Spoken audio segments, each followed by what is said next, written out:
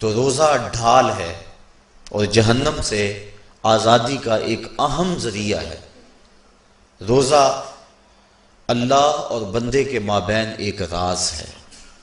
روزہ نور ہے، ضیاء اور روشنی ہے، اور آقا کریم صلی اللہ علیہ وآلہ وسلم نے روزے کی فضیلت بیان کرتے ہوئے ارشاد فرمایا کہ ہر شے کی کوئی زکوٰۃ ہوتی ہے، انسان کے جسم کی زکوٰۃ روزہ ہے۔ اگر روزہ رکھے گا تو جسم زکوٰۃ ادا کرے گا، جس طرح زکوٰۃ سے مال پاک ہوتا ہے، روزے سے جسم پاک ہو جاتا ہے۔ اور روزہ ویسے بھی انسان کے لیے شفا کا پیام ہے۔ فرمایا کہ سحری کھایا کرو، چونکہ سحری کے کھانے کے اندر بھی اللہ نے برکت رکھی ہوئی۔ تو یہ ماہ صیام اپنے دامن میں برکتیں لے کر، رحمتیں لے کر نازل ہوتا ہے۔ اس کا پہلا حصہ رحمت، درمیانی حصہ مغفرت، اور آخری حصہ جہنم سے آزادی کا مژدہ جاں فضا ہے۔ حدیث میں آتا ہے کہ اللہ نے میری امت کو رمضان المبارک کے روزے کے حوالے سے 5 چیزیں ایسی عطا کی ہیں جو اس سے قبل کسی امت کو نصیب نہیں ہوئی۔ ایک تو یہ کہ رمضان المبارک کے اندر روزہ رکھنے والے کے معدے سے جو بو نکلتی ہے، اللہ کو وہ مشک سے زیادہ محبوب ہے۔ دوسری بات کہ جب ماہ صیام آتا ہے تو شیاطین کو جکڑ دیا جاتا ہے۔ تیسری بات کہ روزے دار جب تک روزے میں رہتا ہے، فرشتے اس کے لیے مغفرت کی دعائیں کرتے رہتے ہیں۔ اور چوتھی بات، جب ماہ صیام کی آخری رات آتی ہے تو اس کے سارے گناہوں کو بخش دیا جاتا ہے اور اس کو جہنم سے آزادی کا پروانہ مل جاتا ہے۔ بلکہ ایک صحابی نے حضور سے عرض کی کہ آقا کریم، جو یہ جہنم سے آزادی کا پروانہ مومن کو ملتا ہے تو کیا یہ لیلۃ القدر کی رات ہے؟ تو آقا کریم نے فرمایا نہیں، جب مزدور اپنی مزدوری مکمل کرتا ہے، جب اس کی دہاڑی پوری ہو جاتی ہے تو پھر اس کو اس کا مالک کچھ دیتا ہے، تو یہ جو اس کو بخشش اور مغفرت کا مژدہ جاں فضا دیا جاتا ہے، یہ اس کی مزدوری ہے۔ اور فرمایا کہ جو لیلۃ القدر کی برکتیں اس کو حاصل ہوتی ہیں، یہ اس کے علاوہ ہیں۔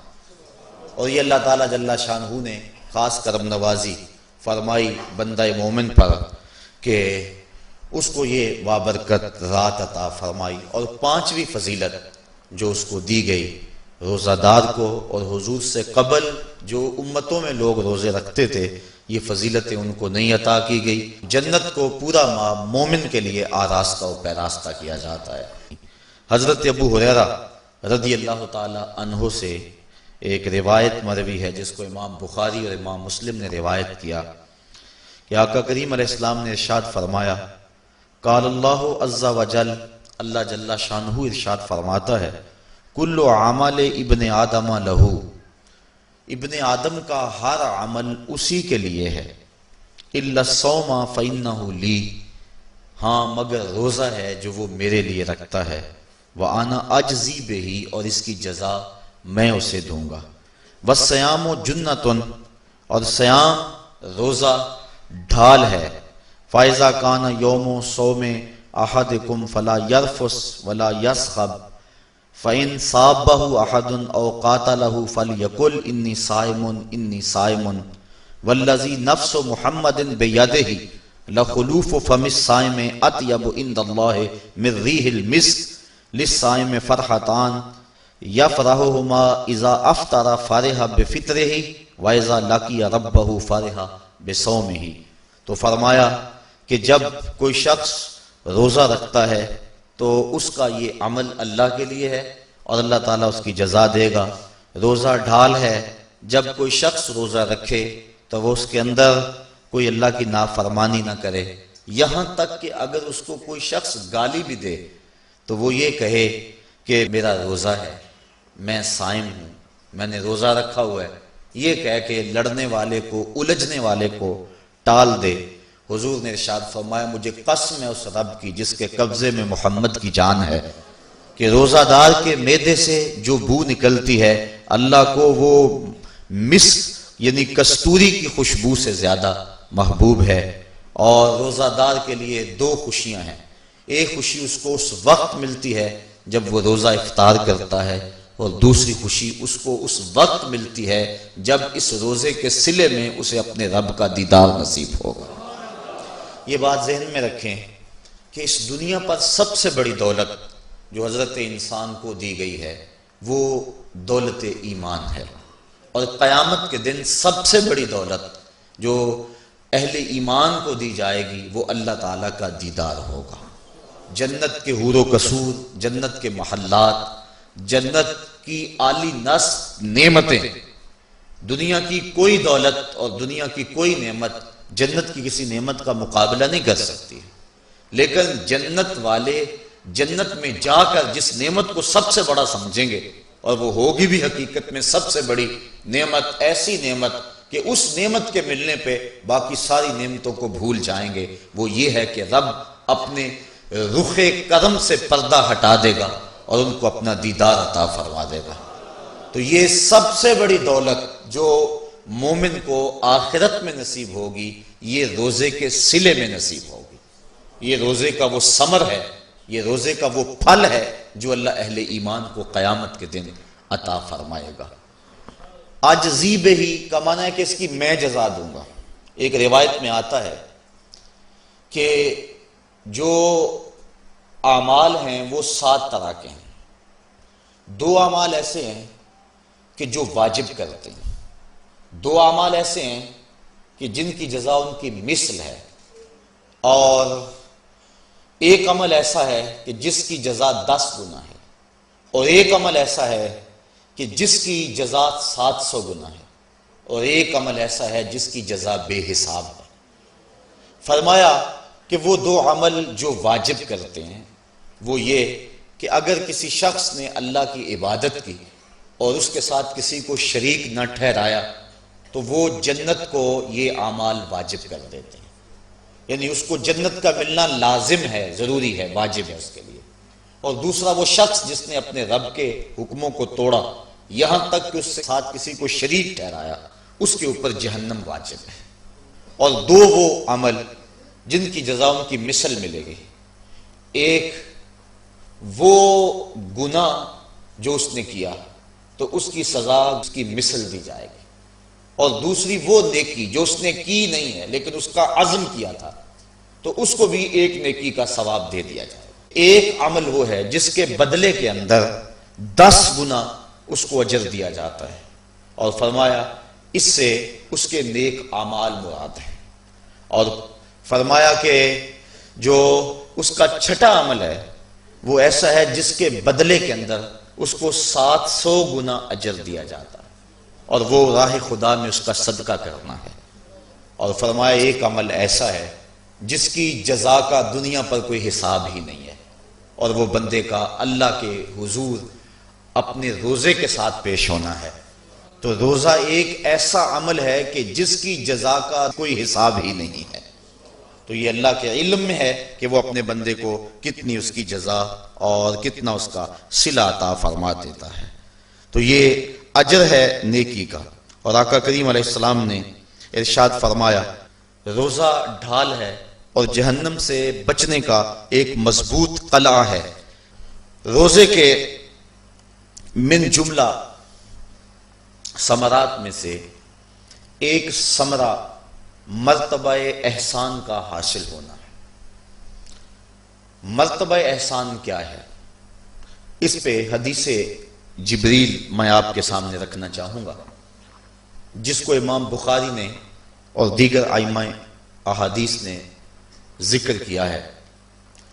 مسجد نبوی کا ماحول تھا، مدینہ شریف کی فضائیں تھیں، صحابہ حضور کی صحبت میں جلوہ فراز تھے، نور بٹ رہا تھا، اجالے اتر رہے تھے، صحابہ کے من روشنی سے مالا مال تھے کہ حضرت عمر فاروق رضی اللہ تعالی عنہ فرماتے ہیں کہ ایک شخص آیا جس کی گھنی سیاہ داڑھی تھی اور اس کا سفید لباس تھا، ہم میں سے اسے کوئی جانتا بھی نہیں تھا، لیکن اپنے وجود کی تر و تازگی کی وجہ سے وہ مسافر بھی دکھائی نہیں دیتا تھا، کیونکہ مسافر ہوتا تو آثار سفر اس کے بدن سے ظاہر ہوتے، لگتا تھا جس طرح یہی کسی گلی سے نکل کے آیا ہے، لیکن چونکہ وہ وہاں کا رہنے والا نہیں تھا، ہم میں سے اسے کوئی پہچانتا بھی نہیں تھا۔ اب وہ حضور کی خدمت میں آیا، فَأَسْنَدَ رُكْبَتَيْهِ إِلَىٰ رُكْبَتَيْهِ، اور اپنے گھٹنوں کو جوڑ کر حضور کے گھٹنوں کے ساتھ ملا کر بیٹھ گیا، اور حضور علیہ السلام سے عرض کرتا ہے کہ حضور مجھے خبر دیجئے کہ ایمان کیا ہے۔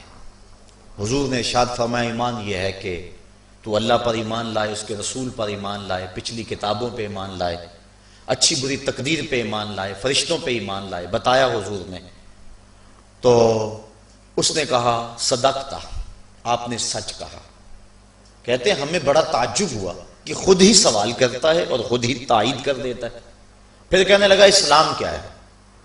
تو حضور علیہ السلام نے فرمایا اسلام یہ ہے کہ تو نماز پڑھے، روزہ رکھے، حج کرے، زکوٰۃ ادا کرے، اراکین اسلام اس کو بیان کیے۔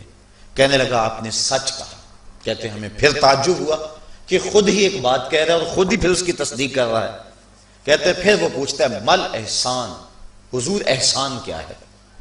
تو حضور علیہ السلام نے جواباً فرمایا ان تعبد ربک کأنک تراہ، احسان یہ ہے کہ تو اللہ کی عبادت اس طرح کرے کہ گویا تو اسے دیکھ رہا ہے، اور اگر یہ کیفیت تجھے نصیب نہیں ہوتی تو کم از کم یہ کیفیت نصیب ہو جائے کہ وہ تجھے دیکھ رہا ہے۔ تو وہ کہنے لگا ہاں آپ نے سچ کہا۔ پھر اس کے بعد اس نے قیامت کی کچھ نشانیوں کے بارے میں سوال کیا، تو حضور علیہ السلام نے جواب مرحمت فرمائے۔ جب وہ شخص اٹھ کے چلا گیا تو حضور نے فرمایا عمر جانتے تھے یہ شخص کون ہے؟ کہا اللہ و رسولہ عالم، اللہ اس کا رسول خوب جانتا ہے۔ فرمایا ھذا جبریل، یہ جبریل امین تھا اور تمہیں تمہارا سکھانے کے لیے آیا تھا۔ جبریل نے جب امت کو دین سکھایا تو سب سے پہلے یہ بات سکھائی کہ حضور کی چوکھٹ میں بیٹھنے کا ادب کیا ہے۔ دونوں گھٹنے بچھا کر وہ اس طرح حضور کی چوکھٹ میں ادب کے ساتھ بیٹھا، اور اس کے بعد حضور سے اس نے سوالات کیے۔ تو فرمایا یہ جبریل امین تھے جو تمہیں تمہارا دین سکھانے کے لیے آئے تھے۔ تو جبریل امین نے جو دین سکھایا، جو چیزیں پوچھی وہ تین چیزیں تھیں، ایمان کیا ہے، اسلام کیا ہے، اور احسان کیا ہے۔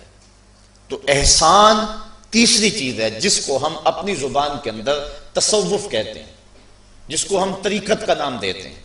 تو اس کو درجہ احسان یا مرتبہ احسان کہا جاتا ہے، اور یہ دین کی روح ہے۔ جو لوگ طریقت کا انکار کرتے ہیں وہ دین کی روح کا انکار کرتے ہیں۔ تو حضور علیہ السلام نے جو طریقت بیان فرمائی وہ یہ تھی کہ اللہ کی عبادت تو اس طرح کرے کہ جس طرح تو اسے دیکھتا ہے۔ اگر یہ کیفیت مل جائے تو سبحان اللہ، لیکن اگر یہ کیفیت نہیں ملی تو کم از کم یہ کیفیت تو ملے کہ وہ مجھے دیکھ رہا ہے، اور اگر یہ کیفیت بھی مل جائے کہ وہ مجھے دیکھ رہا ہے تو بتائیے کہ پھر انسان کی زندگی میں کتنا سرور آ جائے گا کہ جب وہ نماز کے لیے کھڑا ہو تو اس تصور میں ڈوب جائے کہ میرا مالک تو مجھے دیکھ رہا ہے، تو پھر نماز کا کتنا سرور آ جائے گا اس کو۔ اور جب وہ کوئی اور نیک عمل کر رہا ہو تو اس تصور میں ڈوب جائے کہ میرا مالک میرے اوپر نگاہ لطف فرما رہا ہے، تو پھر اس کی کیفیت کا عالم کیا ہوگا۔ تو پہلی کیفیت کہ تو اسے دیکھ رہا ہے۔ حضرت علی المرتضیٰ رضی اللہ تعالی عنہ سے کسی نے پوچھا جس رب کی عبادت کرتے ہو کیا اس کو کبھی دیکھا بھی ہے؟ تو حضرت علی المرتضیٰ نے جواباً کہا لم اعبد ربا لم اراہ، اے صاحب کبھی کبھی کی بات کیا کرتا ہے، علی تو اتنی دیر تک سجدے سے سر ہی نہیں اٹھاتا جب تک اس کے جمال جہاں آرا سے فیض یاب نہیں ہو جاتا۔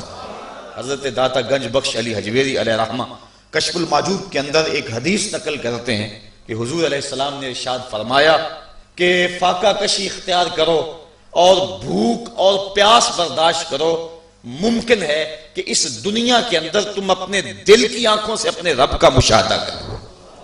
تو یہ جو مرتبہ احسان ہے، جو مومن کا مقصود ہے، وہ اس کو حاصل ہوگا روزہ رکھنے سے۔ اور اگر چلو کسی روزہ دار کو یہ کیفیت نہ ملے، کہ وہ اپنے رب کے جمال جہاں آرا کو دیکھ لے، اس کے جلووں کو دیکھ لے، اس کے دیدار کی دولت سے مالا مال ہو جائے، اس کا دل اس کی محبت میں ایسا ڈوبے کہ وہ جدھر دیکھے اسی کے جلووں کو ہی دیکھتا چلا جائے۔ اگر روزہ دار کو ایسی دولت نہ بھی نصیب ہو تو کم از کم روزہ دار کو یہ دولت تو ضرور ملے گی کہ وہ اس احساس میں ڈوب جائے گا کہ میرا رب مجھے دیکھ رہا ہے۔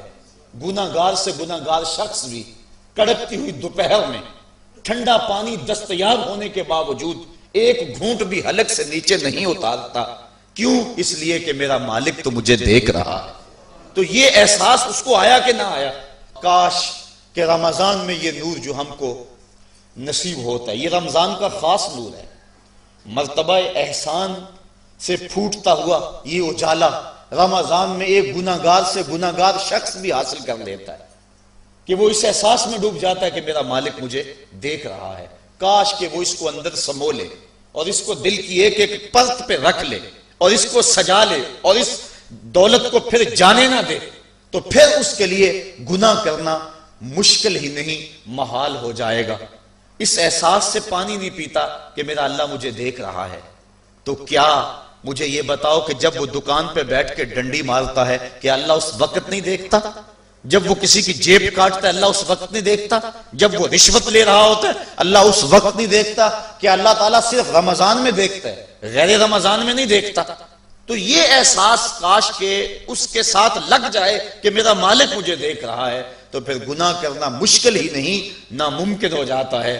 ساتویں کوٹھڑی میں جب سارے دروازے بند کر کے بت کے اوپر موٹا کپڑا ڈال کے زلیخا بولی ہے تالک یوسف اب آ جاؤ نا، اب تو کوئی نہیں دیکھ رہا ہے، تو یہی احساس تھا جس نے روشنی دی۔ قال معاذ اللہ، کہا اللہ کی پناہ، تو اپنے معبود سے موٹی چادر ڈال کر چھپ گئی، لیکن میرا خدا تو ساتویں کوٹھڑی میں بھی دیکھ رہا ہے۔ پھر اتنی روشنی برسی، اتنے اجالے اترے کہ گناہ کیا، گناہ کا تصور بھی محال ہو گیا۔ تو یہ یقین، یہ اذعان کہ میرا مالک مجھ کو دیکھ رہا ہے، انسان کے لیے گناہ کو مشکل ہی نہیں ناممکن بنا دیتا ہے۔ مسلکے اعلیٰ حضرت سلامت ہے مسلک